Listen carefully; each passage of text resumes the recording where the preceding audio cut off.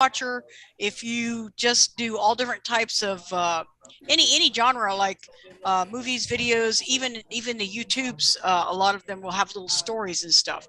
So um, today we're going to talk about having how to create a great villain. And from what I just in the gist of even before we got started listening, we've already heard that someone has come up with a great villain. I'm just going to throw mine in there, and then we're going to open the platform. I think a great villain, number one, they have to be evil. I mean, you can't be a villain without being evil. But then they have to have a really good backstory. What created that wickedness in them? You know, a lot of people go through a lot of trauma that causes them to be wicked, and they look to hurt people or they want to somehow strike out. So a villain is anyone, and a villain could be as and okay, bear with me. And fortunately, right now it looks like I might be the only. No, Kim is here. Okay, but a great villain has often been a mother-in-law. If you any stories and things you watch, they say, "Oh, mother-in-law," or a stepmother, or a stepfather, you know, or stepbrothers and sisters. They can be villains. But anyways, it depends on what the story is based on, where the setting for that story is. Uh, and we're going to open the floor now and see. I want to hear about this lawyer that you'd come up with that was going to be a great villain, because you just say the word attorney and it immediately is like, ooh, you know, they don't have a good rep anyway. So I want to hear about this attorney that you guys have come up with. If you would, please, sir. Well, I'd be happy to tell you about the attorney. If I'm on, am I on right now? You are, Stephen, yes. So the book, Two Runs of Stone, is set in Denmark during our Civil War, during about the 1860s. And our attorney actually is just a person who decided to call himself an attorney. Um, he had gone and taken a couple of classes at the University of Copenhagen, but he was an older gentleman and he married a younger woman. She was 26, and in those days, she was almost considered an old maid, but she was a wealthy lady. And together, she and this attorney or solicitor had four sons. Well, as she became real busy with the children and her flour milling business, he decides to run for political office in their province. And with her money and power, he was elected uh, to the legislature. So he goes to Copenhagen and leaves her out there on the farm with the four children. And he promptly, on her money, moves himself into a nice suite of hotel rooms, and then he gets himself a mistress.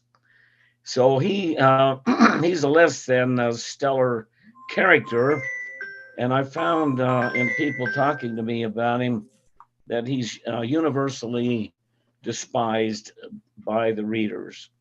Um, I can't think of anything else to tell you except he's tall and thin, and he went to a political ball where she was there, his wife in her finery. She was wearing a lovely necklace, and he broke in on two or three conversations she was having with friends. He'd been drinking. He made a fool of himself, and so he's just really kind of a low class guy.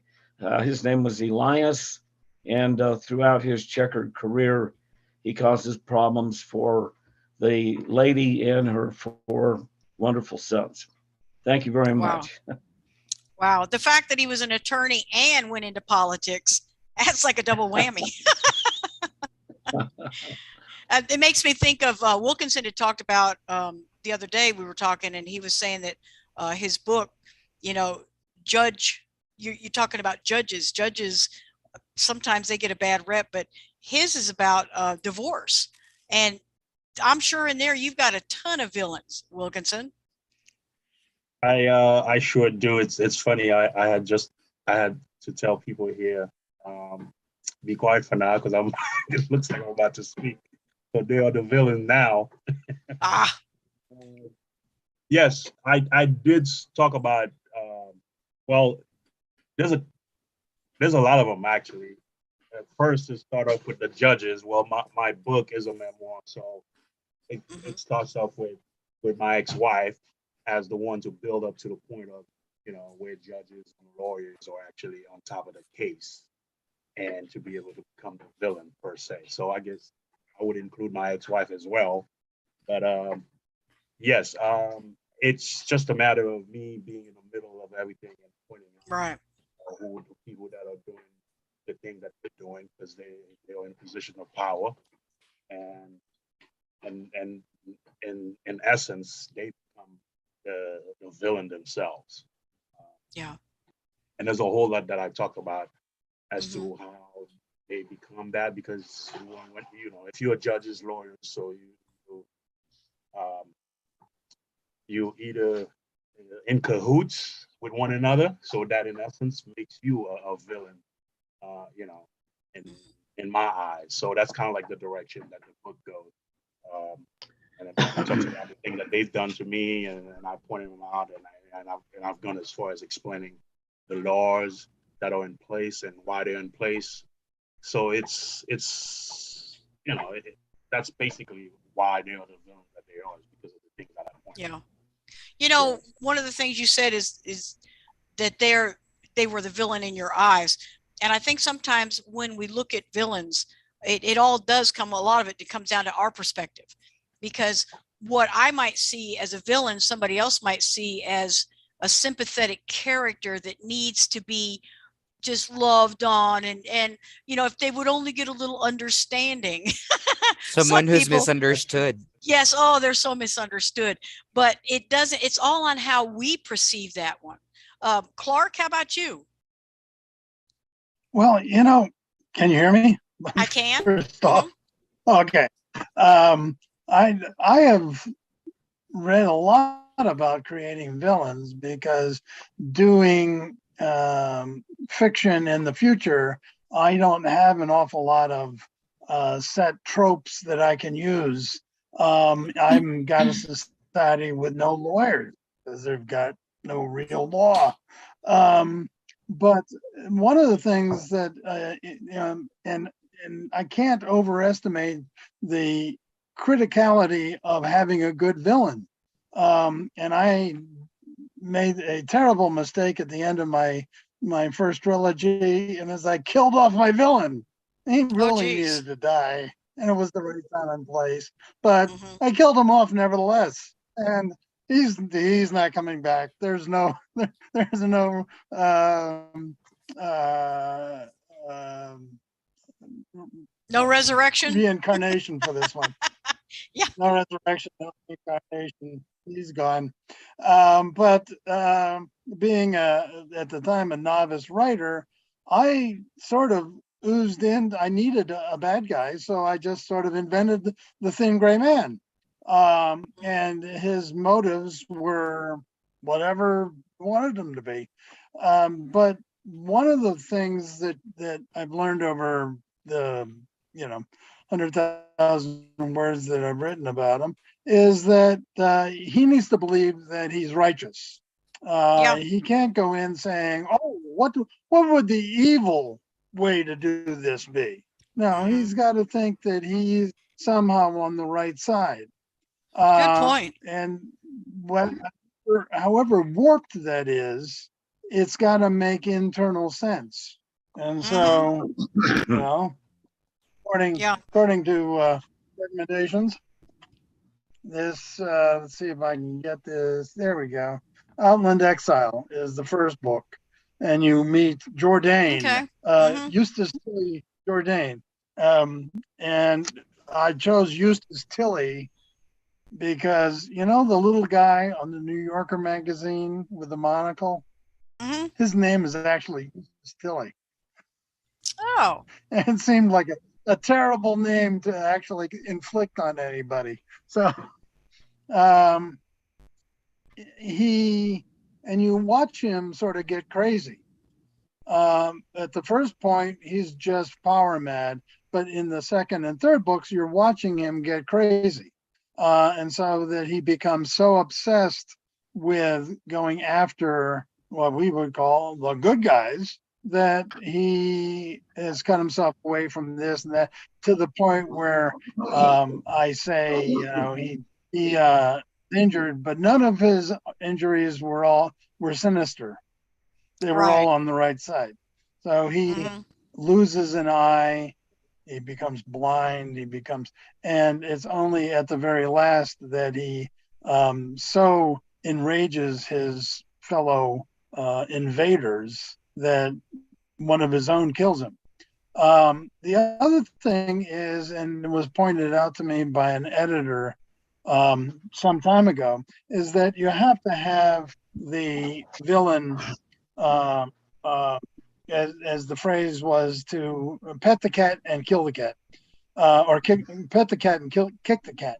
In Hmm. the second book, I introduce a character who is basically Jourdain's underling, and he's a mensch. I mean, he's just doing his job. He's not Hmm. particularly nice, and comes to a bad end. But Jourdain has to be nice to him in order to discover that betraying him is so heinous. So Right. he's used, he's elevated to a high degree. He works harder, but then at the last moment, in Jourdain's craziness, he betrays him and kicks him back to the ranks. And eventually Wow. that leads to his death. Hmm. So Jourdain grows just like your heroes grow. The villain Right. has to grow. Oh You yeah. can't just be the Wicked Witch of the West. Hmm. If you've read Wicked or you've seen Wicked, you realize she starts out as a nice girl, a Right. little green perhaps, but basically a nice girl, and becomes evil one Hmm. step at a time. And I think that's the important thing, is that she needs the upper game as you go through the books. And it's in the last book, like Malila of the Scorch, which he wins everything that he wanted, he gets, except the obedience of the people he's been facing, and he fails right at the last. But like I say, I really regret having killed him off. Um, but it was time. Yeah. So yeah, I, value, cherish your villains. They are the most important part of the plotting mechanism. Yeah, and you're right. They do have to develop. You can't have everybody else in your story developing and then your villain just be like two-dimensional. He has to grow also. And it grows good, grows some bad, but it all blends together to make that person that much um, more real because we all grow. It's just a part of life. So yeah, that's an incredible point, and it is too bad. Maybe he's got a spawn somewhere that he's had a child or something that you can bring No, into the no, rest of no, it. no, not the evil twin. Yeah, and not It's like got it to be a hasn't been good done before. twin. Yeah. Is Yeah. is Kim is Kim have audio? Kim, do you have audio? I see her name listed. I just didn't. I'm assuming it's a girl. No. Okay. All right. I'm going to throw in one of my favorite villains, and it's actually not even the most um, pronounced villain in the trilogy, and actually more than a trilogy because you have the Hobbit, and then you have the three stories of the Lord of the Rings. And so when J.R.R. Tolkien, one of my most vivid characters in that entire series was Gollum. The one that was constantly, I don't know if you guys have read J.R. Tolkien, but Gollum was the one that wanted the ring that Bilbo and then later gave to Frodo. But he was the slimy little, see, and I can't watch the movies just simply because I have my own picture of this slimy little, almost like a creepy, just yucky thing that would be going around going, give me my precious, and he would string the word out. He was the creepiest to me of all of the characters that was in the Lord of the Rings, and yet he was just a secondary villain. And I love the way that when he writes, J.R.R. Tolkien, that when he writes, you don't just have this person, that person, and the interaction. You have entire nations, like what you were talking about with yours, Clark. I had to think what's your name. I would love to see the names under each person, like if we were sitting at a place and you'd have your name James up under you and different things. That would be perfect, because it's kind of hard to remember every person's name. But I love the fact that you went from book to book to book and your character grew along with the people. So that was pretty neat. What do you guys think about, where do you think sympathy lies with a villain? I mean, because they've got to have sympathy somewhere. People are going to feel like, oh, I'm so sorry for that person. What do you guys think about the sympathy on a villain? Well, let me weigh in on that one, if I could, please. Please, Stephen. My villain, the attorney politician, what he did was he came home finally from Copenhagen after losing an election, and then he just began to torment everybody in the home. And he was mean to his children. He was sullen with his wife. Well, one evening, he, in a drunken stupor, fell down the stairs of their large home, hit his head, and he actually aspirated and died. And it was such a great relief to the family. Yes, there was sympathy for him. The funeral was a sad affair, and so on. And the youngest of the children didn't really know the man, and he was quite broken up at the loss of this particular villain. I did find that many of my readers were excited when he passed away. By the way, if I could, Bobbie, I didn't show the book that oh, please do. Reader's Magnet is focusing on for me. I went and got a copy. Let's see, the name of it is Hebrew Gold. Oh, and Hebrew Gold is actually a technical writing that has to do with opening the scriptures, opening the Holy Scriptures, helping people understand that there were excellent. Where did the beauty and the poetic flavor of the Holy Scriptures come from? This book explains that. There was a discovery in the 1930s of this particular writing style, and it was right under all of our noses for centuries. No one discovered it until a particular man named Niels Lund. Niels was a professor of religion and a very astute individual, and he actually found this fingerprint, this virtual fingerprint within the Holy Scriptures that shows Hebrew writing style.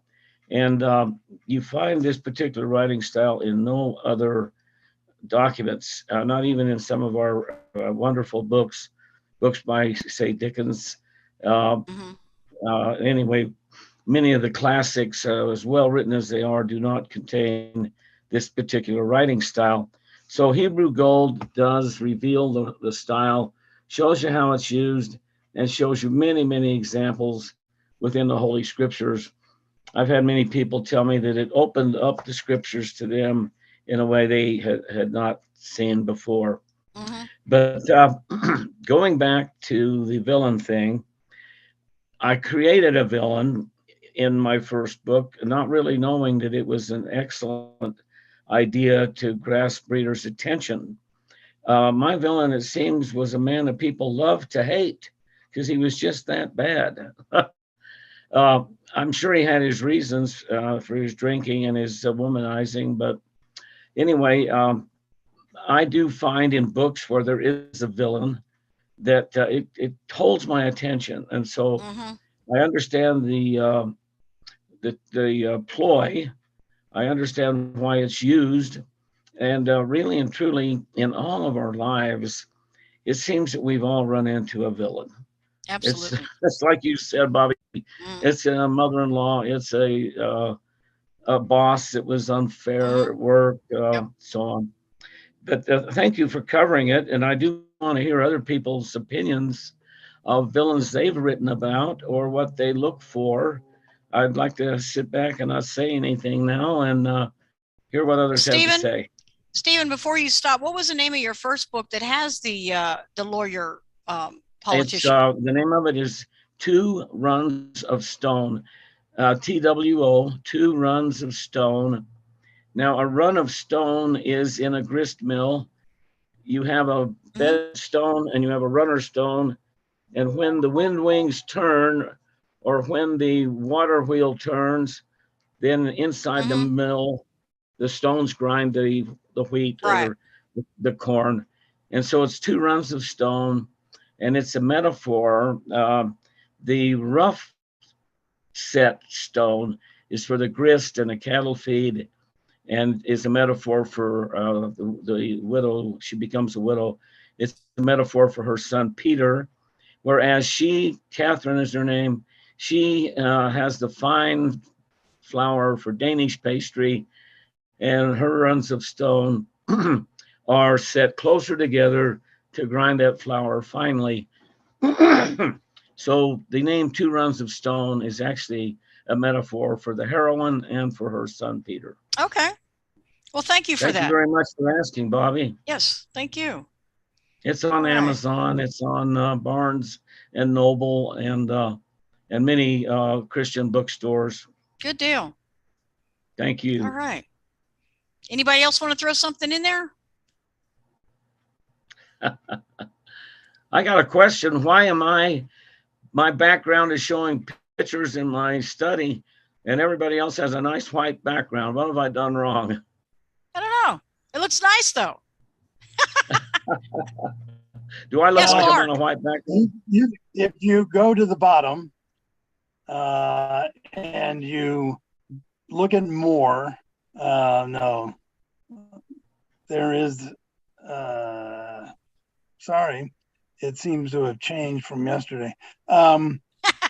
When you come in, you can, you can get rid of the background. I'll leave it the way it is. Yeah, it looks fine. It looks fine. We just thought maybe you had the room where we'd all come to get coffee. So, we'll be over soon. All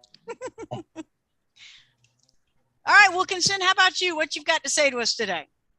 Show us your book and tell us about it. I know you've got a lot of villains, but let's see them.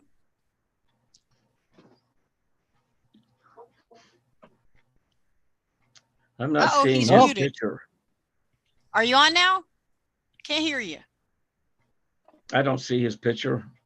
Okay, good. There we go. So there you are, Francois. I see you. It's that background. Hold it right in front of your face. Put a finger on it. Put a finger on it. Oh, there we go. Judge when I see one. I've got that one written down. Yes. Actually, the top one says, I know a deadbeat judge when I see one. Ah, okay. Right. So that's kind of like emphasizing the word deadbeat. I know a deadbeat judge when I see one. And you can go on got it. Website, deadbeatjudge.com, and you will be able to get all of the details about the book itself. Right.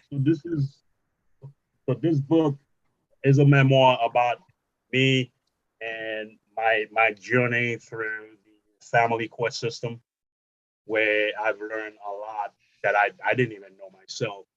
And I was able to go through the whole court proceedings and having to go through a divorce from my ex-wife, and a lot of things that I've learned. And I was able to see exactly how they do business. And that's all the things that I talk about in the book, and as well as going as far as understanding the laws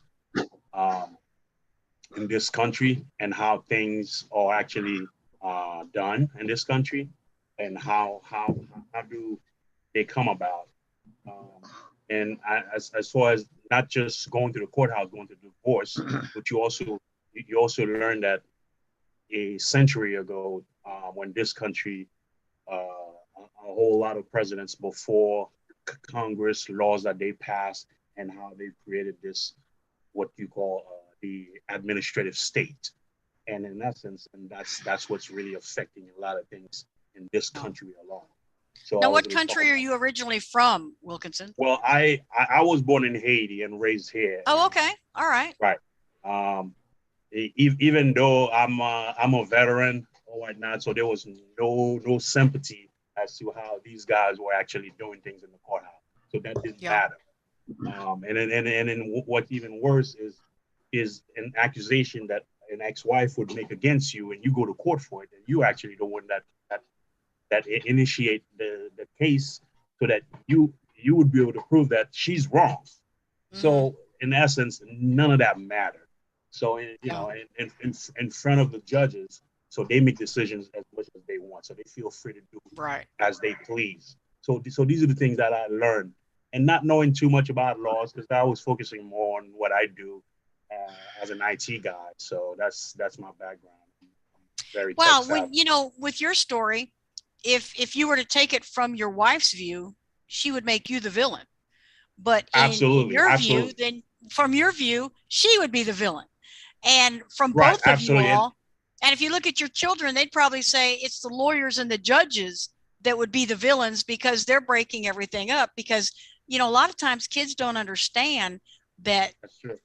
the That's, legislature, and I have to well, admit, I'm second generation American, and all I know is what I've learned as growing up here.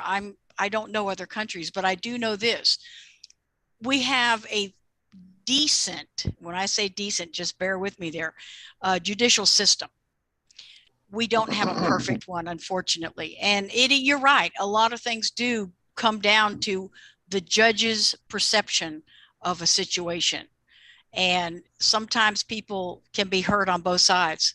But it sounds like, was it liberating for you to write that book? I mean, when you're talking about all these different characters that you have, that not just your ex-wife, but you've got her attorneys, you've got the judging system, you've got all those things. Was it a healing thing for you to be able to sit down and write this to where the villains were, you were able to see them a little more clearly? um, not so much of the writing the book itself, because I was always busy. Because like I said, working. Mm-hmm. I'm into all of the, you know, development Yeah. as far as IT, and I have my own business that I'm always also running, and as well as writing the book. So that in essence had kept me busy a lot. But I know that the Yeah. book itself I needed to finish it. Until I Mm-hmm. finished it, I just recently published it about 10, maybe 12 days ago. That's And awesome. yeah, it's not Wow. so much whether it was liberating. It was just so I was always keeping myself busy, if that Yeah. makes sense. I was always busy.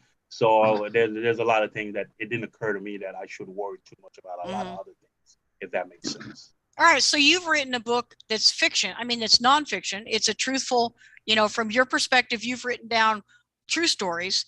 And then we've got Stephen and Clark, who've also written stories that are, fiction. And yet, Stephen, you've written this one on Hebrew gold, which I think it's more of a reference. I'm excited about that one. I mean, I'm excited about all the books, but I love learning the Hebrew compared to, you read the Old Testament. If you don't have the understanding of their traditions and things, a lot of times you don't know what's going on. But with the Hebrew gold, it sounds like there's a lot of understanding in writing styles, and I think that's intriguing. So I look forward to reading all of you guys' books. Clark, I love the fact that you had all three of yours. Now, are any of you working on new books with new villains? Yes, Clark. I'm more, I wrote the first series very much front to back because I didn't know any better. The story arc stayed the same, but I kept on putting more into it. What I'm doing now is I'm writing the second series, which I call The Silence and the Gods, as another trilogy, but I'm writing them all at once. One of the problems that you have is that once you publish something, that now becomes truth. That Yeah. becomes the canon, and Mm-hmm. you are no more powerful to change the canon than any reader is. Right. You can't the wolf not eat grandma. That's the way it works. Yeah. You've got to have that happen. So the Silence and the Gods is my attempt to see how America, which has been wounded and sundered apart in the first series, and now has, because of its injuries, more reason to get back together again in some sort of fashion. Looking at the old Jungian phrase, only the wounded may heal. And so that's part of it. The villain in each book is someone who Jourdain is gone, so I've got to find my villains in his secondary ranks and find their solutions in the secondary ranks. Right. So in the first book, it's a sub commander who puts himself up as a commander and is dealt with harshly but humanely by the computer system. The second book, it is the villains are multiple, and it's a matter of how do you escape this locked box. In the third book, it is basically how do you put all these pieces back together again when there are lots of reasons not to do that. We haven't heard anything yet from James. I'd like to hear if James has created a villain in one of his works. Yeah, James, do you write? No, actually. No? No. Okay. All right. But I have a question for Wilkinson. All right. Yes, I'm here. Thank Yeah. God. Do you have a plan to writing a novel?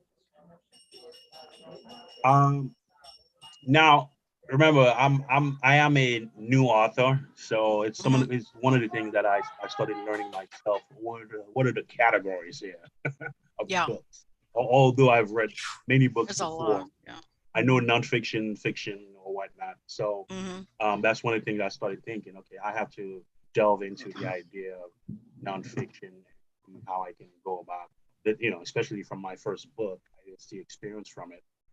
I can elevate that to a nonfiction book, and I think it would be great. And because of the things and history, a lot of the history that I've learned, into which I put into this book, and I could probably think about maybe come up with a novel, as you asked. That could be one of those things. But I can't promise you that I will have it soon because I have so many things going on, especially my dating app that I'm also building. I have a dating app that I'm building, so that's been keeping me busy. So I might focus more on that, and eventually I might get into this novel business. Wilkinson, I thought it was kind of interesting back before when Clark was talking about his characters, and you had mentioned that you thought he was talking about your friend Jourdain, because his character is Jourdain, and you had printed up there and you said, I thought he was talking about my friend. Yeah, so Clark, I thought he was. Yeah, so Clark has your friend in his book. Until he actually has the spelling, and I see that's the last name, but Jourdain that's his first name, but it almost sounds the same. So I thought he was talking about the same person. I think that's pretty cool. Actually, just to strengthen some stereotypes, the name Jourdain came from a lawyer of mine. Oh, cool. Bobbie, I think you're doing a terrific job of moderating this thing. Do you mind if I show that book with the villain in it? Absolutely, please do. Yes. There it is. It's 2 Runs of Stone, and you see the inset of Catherine there. She's the heroine, and then in the back you might see a picture of a windmill. And when those wind wings turn, then the stones inside of the mill grind the wheat and the grist. Thank you for letting me show that. That's neat. I love that cover. That's very It's nice. it's 475 pages. It's historical fiction is the genre, and I think you'll enjoy it. It takes place in Denmark during our Civil War. And so Wow. thank you for letting me show that. I Absolutely. appreciate it. Well, speaking of books, I haven't shown you mine. This one Aha. is mine. Let's see it. The Sounds of River's Edge. Oh, get it right there where you can Aha. see it. There you go. And you'll see that Go a it's little got, higher. Let me see the child. Ah, there we go. you got it. Very Wait, let me good. move it Put your over. finger. What's Put your it about, finger. Bobbie? There we go. See? You got There it? you That's the River's Edge. Trying to get it up there so you guys can see it good. Let me move it back just a hair. Come on, I'll What get is it. this- What is the story about, Bobbie? What is the story about? The story actually is, it's called The Sounds of River's Edge, and the underlying the subtitle is True Stories of Growing Up on the Intercoastal Waterway. And I was telling them yesterday that the Intercoastal Waterway on the east coast of the United States runs from upper state or up in New York all the way down past Miami. Well, I grew up in South Florida in North Palm Beach, right on the Intercoastal Waterway, and it's stories. This book is nothing more than stories of me from about 4.5 years old to about 8, and my interaction with my sister, who was 4 years older, and our dad. Our dad was probably, and like I've told everybody, when you're little, you think sometimes your parents are as dumb as a rock, and then you get older and you're like, my God, they were the smartest people I ever knew. I just wished I was not so stubborn. But the very first story, and I used to tell everybody this, the very first story, every chapter is an individual story. The very first one is called A Leap of Faith. And it's actually where I had been watching cartoons at 4.5, or just about at 4.5, and decided that since Bugs Bunny was able to step off a cliff with an umbrella, I was going to do that too. So I climbed up on the roof of our house while everybody was asleep, and or so I thought everyone was asleep, and I shimmied out on an oak limb to get up on the roof with my mom's brand new umbrella. And man, I was all set. The only thing is, where Bugs, he could take it and pop, and the umbrella just, now like they do now, you just hit it. Anyways, and of course I opened her brand new umbrella and I stepped off the roof, and the next thing I knew was my dad was picking me up out of the croton hedge. Thank God I missed our sidewalk, but picked me up out of the croton hedge, and when he realized I was okay, he just burst into laughter. But every story ends with a scripture, because it's one of those things where, we just, like in, okay, the leap of faith, it ends with sing praise unto the Lord, all you saints, and give thanks to him in remembrance, for his anger is but for a moment, for his favor is for life. Weeping may endure for a night, but joy comes in the morning. And it goes on, it talks about how the relationship with our dad was phenomenal. Unfortunately, he died when I was 40, but he was one of those that he would want to counsel us rather than spank us. And we'd be like, can't you just spank me and let me go? No, he would sit there and he would want to reason as to what prompted you to do this. What made you, what did you think you wanted to do this for? I mean, and it was really, seriously, ground me, spank me, do whatever I needed, just let me go. But no, he would want to reason and talk about it. And it actually made for a whole lot more, because he would use the old cliches, and I hated it when I was a child, the birds of a feather flock together, stuff like that. And I'd be like, yeah, but Dad, maybe I can help them to be better. And he's like, if there's 15 of them and only one of you, it's not going to work. But anyways, I miss the heck out of him. But they're fun stories of just growing up on the waterway. And the reason it's called The Sounds is because there were so often that we would go in the evenings or in the afternoons and just sit outside and listen to the sound of the water, the sounds of the wildlife, the sounds of everything around us. And I think sometimes we get so busy in life, we missed out on those sounds, the wind in the trees.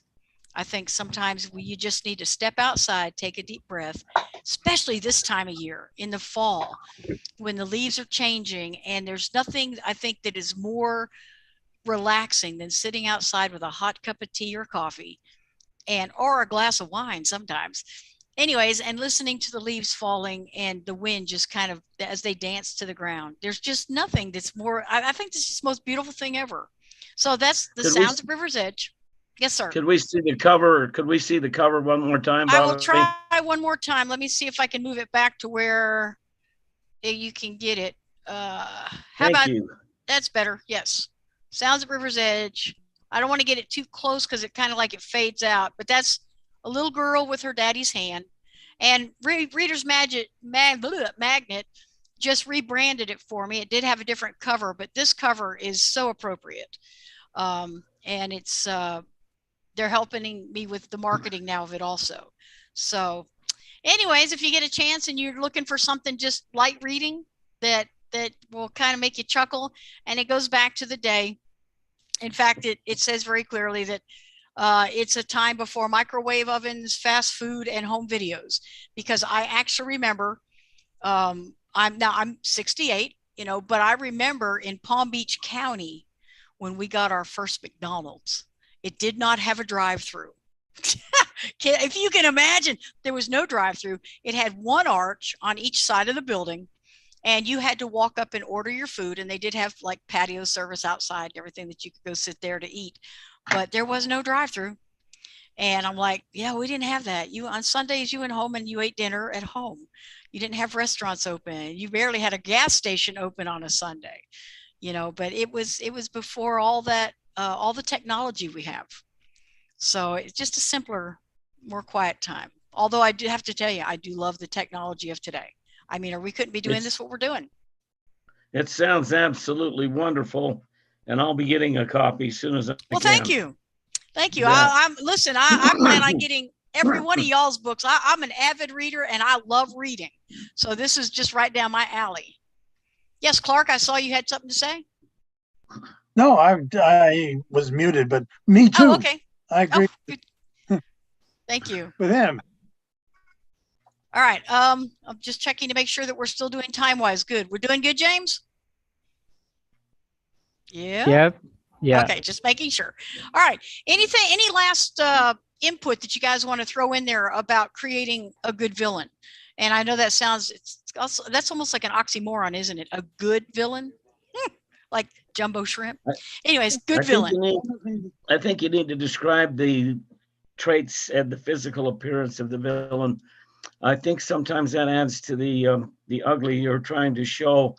My guy was thin. He had a kind of a ruddy complexion, square jaw, and he always failed to shave completely. He'd leave a patch here and there unshaven. Wow. So tell the reader what he looks like, or she. Yeah. Well, I think, Yeah, Clark, didn't you say yours was tall and skinny and gray or something like that? A slender gray Correct. guy? Thin gray man. Thin gray man. Made me think of that the Slender other Man thing. Ugh. But the other thing is that his evil needs to be worked out in his flesh as you go along. Along the lines of the portrait of Dorian Gray. Ah, That yeah. years Okay. of being nasty to people ought to show up in the flesh of the protagonist. So I have Jourdain surviving a crash, and his wounds are kind of stereotypical. As a physician, I specified to myself why he would have those wounds. But the point is, he's a bit of a wreck at the end, and is given this chance at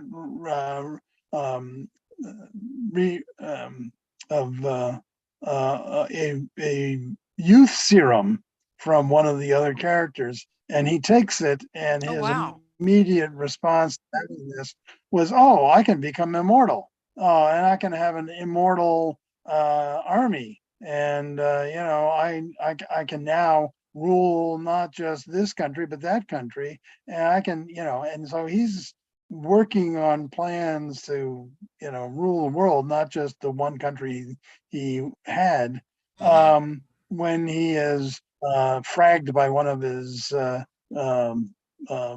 robot, what I call zombie, but they're not zombies, the zombie officers. So the thing is, it's an old trick. There's nothing new about that, but to have the physicality of his evil show up over time. Wow. I think sometimes when we describe in writing, you have to use quite a few adjectives and even the adverbs to describe, like the grimace. Okay, Wilkinson, if you're sitting in a courtroom and you have a judge before you, which I know you're familiar with this now, and that judge sits there with a very stoic face, they're just no emotion, everything, and then all of a sudden maybe one of the people that's opposing you says something and they give a little sneer, that would just, you'd be like, it makes you really, because you have to describe exactly what they're doing and how they're looking. And sometimes you can read that their anger or their wickedness just in their faces. With the situation that you had, Wilkinson, I'm sure you were able to read quite a bit. Sometimes we read too much, but sometimes, did you not have that experience?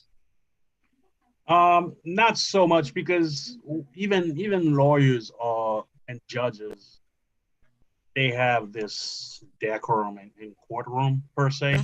Yeah. So you have to bring in humility. So it's really putting, it's, to me, it's all an act of just how you should behave in a courtroom kind of stuff. And Oh yeah. Even Yeah, you're the right. bar, even the bar association will be able to tell lawyers, these are the things. It's all about just making arguments and not making faces. But if you do make faces, then that's on you, because they're all about behaving and all that stuff. So you probably won't see much of that, because everyone who are the professionals, they mostly act as if like they don't make faces, but even if they disagree with you, so you probably won't be able to see much of that. But what you'll see is people it's who enough. Yeah. So it is a yes and no. So not so much of that. Even myself, I read the transcript after, and I was reading something that says, Wilkinson had his head down. Oh, geez. At that point, I know I had my head down, because it was more or less, this is nonsense. What's going on here? This is you see where I'm going with this. So the person who had to type, so she actually Wilkinson had his head down. Oh, that's incredible. Like, what is this? You watching my every move? Yeah. Okay, so, we've got to wrap this up, Wilkinson. So while we're on you, show your book one more time, please, and tell us where we can get it. Yes, I hope you can see it now. There you go, right there. You can visit my on Amazon, Barnes & Noble, and I can Google Play, so you might be able to get it. Okay, and I noticed it on the side on the chat. Now, James, when people go onto YouTube, will they be able to see any of this chat to where it's got the sites to where people can pull these books up? Or will that chat be not there? The chat will not be there, but we will just take note of them. Okay. Actually, we will be given the record of this video, and you can find the chat on there. Excellent. Okay. All right, Stephen, once again, show us your books and tell us where we can get them. Yes, indeed. There's Hebrew Gold available on Amazon, as well as Barnes & Noble. And the other one is Two Rounds of Stone, again, available on Barnes & Noble and Amazon, and many Christian bookstores as well. Thank you. Thank you very much, Bobbie. Well, thank you, Stephen. And Clark, how about you? Let's see your books and where can we get them? Well, you can get them at Barnes and Noble. They're available in Kindle, paperback, and Audible books, Okay. which Jack Ryan uh, narrated them for me. I thought that did a Oh, wonderful good. job. Excellent. So Outland Exile, Exiles Escape, and Molila of the Scorch. Okay. Move it over just a little bit. Here we go. Yeah, that way, There right you go. there. Okay. Gotcha.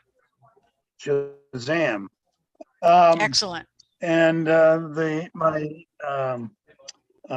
website is oldmenandinfidels.com. So OLDMENANDINFIDELS. And that's a very broad thing. It'll give you excerpts from some of the books. It Okay. also, one of the ongoing tropes in the book are that anybody over 40 is a senior citizen, notwithstanding.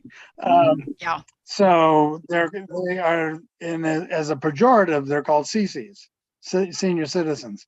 So I have Gotcha. poems of a CC, observations of a CC, fighting the zeitgeist, sayings of a CC. So all of Right. those are in part of this rather broader, and I'm having a great deal of fun with it because anything I write more eventually finds itself in there, Right. even when it's for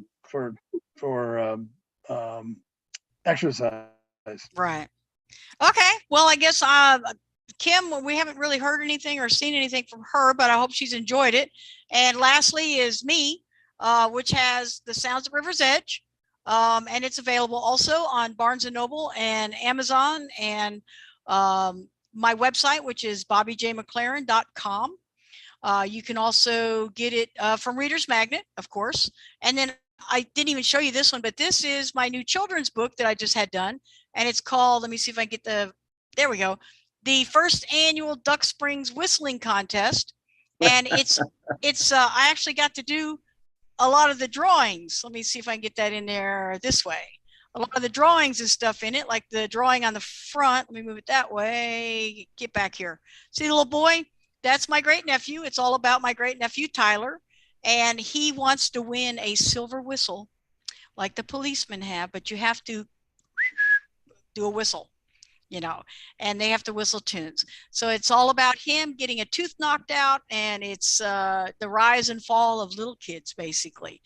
And actually, when people order a book from me, I not only give them a book, I also send them a silver whistle. So you can, if you get it from my website, that's where you're going to get a whistle. Which, you know what? I just had a book signing not too long ago. This is so funny. And I had whistles hanging up, and the kids would come in. They're like, Mom, I want this whistle. And I'd say, not a problem. I'll sell you the whistle for $7 and you get a free book. Or you could buy the book and get a free whistle. So either way, it worked out pretty well. Well, guys, it has been a pleasure. And Kim, I hope you have enjoyed yourself being with us. I think it's time for us to wrap it up, if I'm understanding that correctly. Is that not right, James? Yes. All right. Thank you, gentlemen. Before, you have all been fun. Yeah, Bobbie, before anything else, Yes, Frank. I would love to mention that Steven Nielsen will be doing his book signing in Saratoga, Good deal. right? Do you have your schedule, Mr. Nielsen? The schedule for me, Yes. Red, is Thursday at 2:30 Oh, wow. on the 3rd of November. Yes, that would be this coming November 3 from Right. 1:30 to 2:30 p.m. Eastern, I believe, for the New York Library Association in Saratoga Springs. Good deal. All right. Hey, before you all go, let me ask you one thing. Do you live in New York, Stephen? No, ma'am. I live in Utah. Oh, Utah. All right. Now, the last 55 years, however, I lived in Houston, Texas, my wife and I, and Okay. we recently retired to Utah, a little farming community, and I've got 4 fruit trees. Bobbie, I've got a cherry, an apple, and 2 peaches. Oh, excellent. Good deal. Yeah. All right. And By the way, what does J stand for? Your middle initial? oh, it's Gene. It's Bobbie was after my father, whose name was Robert. He was expecting me to be Robert Edward McLaren the third. And my mom kept telling him, no, I'm having a girl. So my mother's name was Imogene. So my first name, because I am a girl, it became Bobbie after my dad and Jean after my mother. Very, very Southern, Bobbie Jean. But it's Wonderful. good. Thank you. Absolutely. Thank you, Clark. Wilkinson, where are you living? What? Brooklyn, New York. Brooklyn, New York. And Clark, where Yeah. are you? I actually recently moved to Mountain City, Tennessee, which Oh, is cool. the All right. Beautiful. furthest north, furthest east, and highest. Yeah, you're way county up there seat near. in Tennessee. Woo, you're up near Bristol and Johnson City and all that Yeah. stuff. I'm further up than Bristol. Oh yeah. And I have to go south to get to Boone, Yep. North Carolina. Yes, you do. Mm-hmm. That's a pretty area up there. Well, I'm in Northeast Alabama, It is. just a little bit 40 miles Oh. southwest of Chattanooga, Tennessee. So I I moved moved from Florida about 40 Alabama. years ago. Mm-hmm. I So, well, was in gentlemen. Alabama Oh, for go ahead. 25 years. Oh, okay. I was outside Montgomery, Alabama for 25 years All before right, well, moving up to Tennessee. Tennessee. Yeah. All right. Well, I'm in a little town called Fort Payne. We're the Alabama boys. If you listen to country music, which I guess I shouldn't Yeah. say it living here, I don't. But anyways, if you're familiar with the Alabama band, that's where they're from. But anyways, oh, and an author that is well known. Actually, we have several. We have Jerry Ellis, who has written several books, and one has been nominated for a Pulitzer Prize called Walking the Trail. And then we have James Dean, who is the author and illustrator of Pete the Cat. I love Pete the Cat. He's wonderful. Anyways, but gentlemen, it's been a pleasure. James, thank you so much. And Frank, thank you for being here with us too. And I hope to see you guys on some of the other roundtables. Yes, Thank see you you. later at Very good. 5. All right. Bye. Yes, thank you. Bye. Bye. All right, guys.